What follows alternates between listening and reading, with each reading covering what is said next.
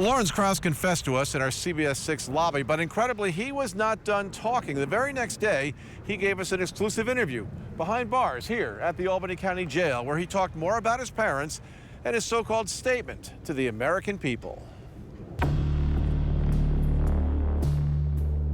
In this interview, we gave Lorenz Kraus a little leeway to discuss his political leanings, which revolve around ancient German law, Nazi teachings, and a new government run by the people to ensure, he says, the happiness of the people.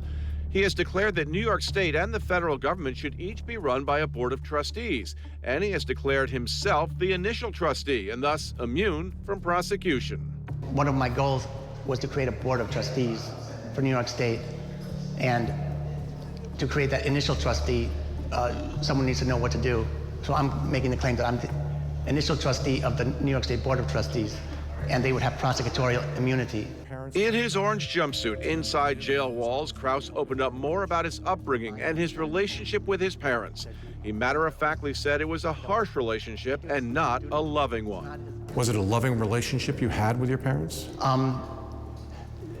Not in a loving, I wouldn't characterize it as loving the way you might say it in America. It was harsh.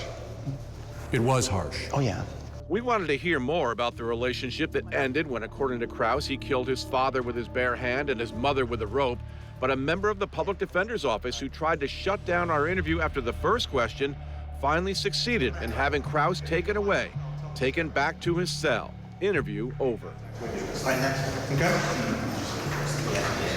So what do these two confessions mean? How could they affect the case against Kraus moving forward? CBS 6's Brianna Sapardi takes a look at those questions.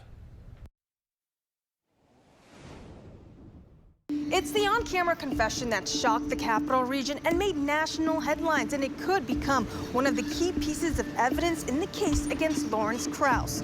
But how might that exclusive interview with CBS 6 shape what happens in the courtroom? What did you use to suffocate them?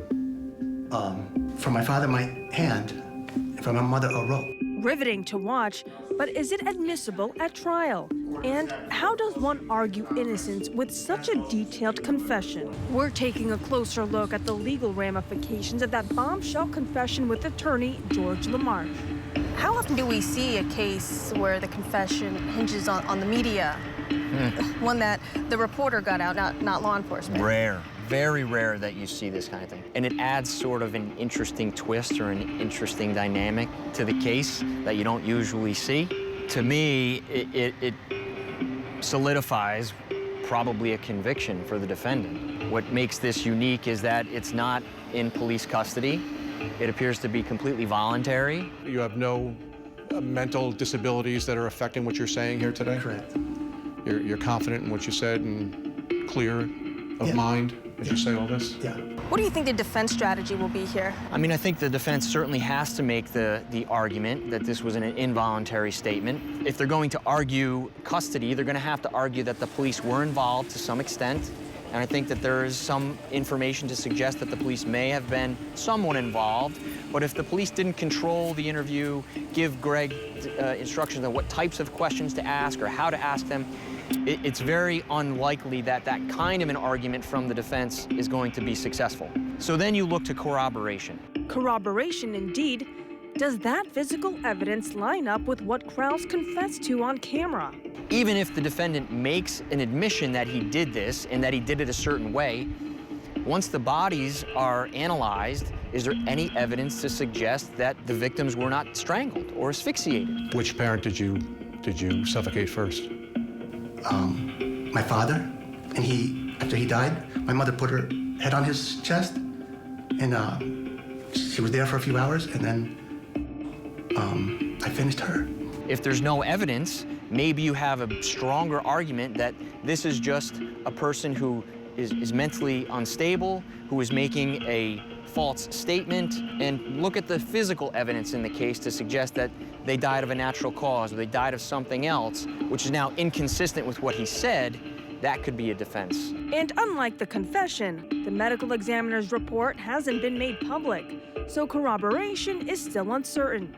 But what is certain is the public's attention to this case. This on-camera confession, this has been viewed millions of times from people, not just here in the capital region, but across the nation. If this case goes to trial, how would that influence the case in picking, jurors, not to mention, where they have the trial? That is an argument that the defense may make, that they want to change the venue because they're concerned about the prejudicial impact that this statement that was made and has been played out over in the media how it could impact those jurors. But it's not likely that it's going to be changed, that the venue will be changed.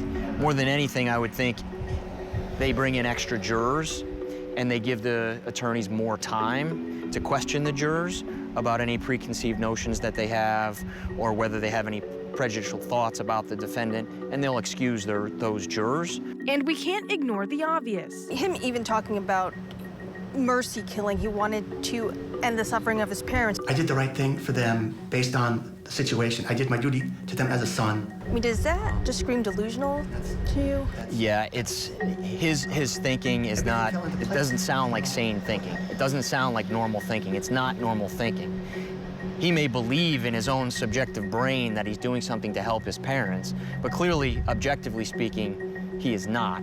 So certainly that thinking does suggest that he has some sort of underlying mental health issue or mental incapacity issue that could weigh in terms of a discussion about how the case should resolve regarding a plea bargain. At the end of the day, motive doesn't change the law. Even if Lorenz Kraus believed he was helping his parents, New York sees it as homicide. Up next, the growing push to legalize medical aid in dying in this state and why those safeguards are designed to prevent exactly what happened here. Did you have any concern that whatever you did was wrong? I would never have done such a thing if I ever did it knowing it's wrong.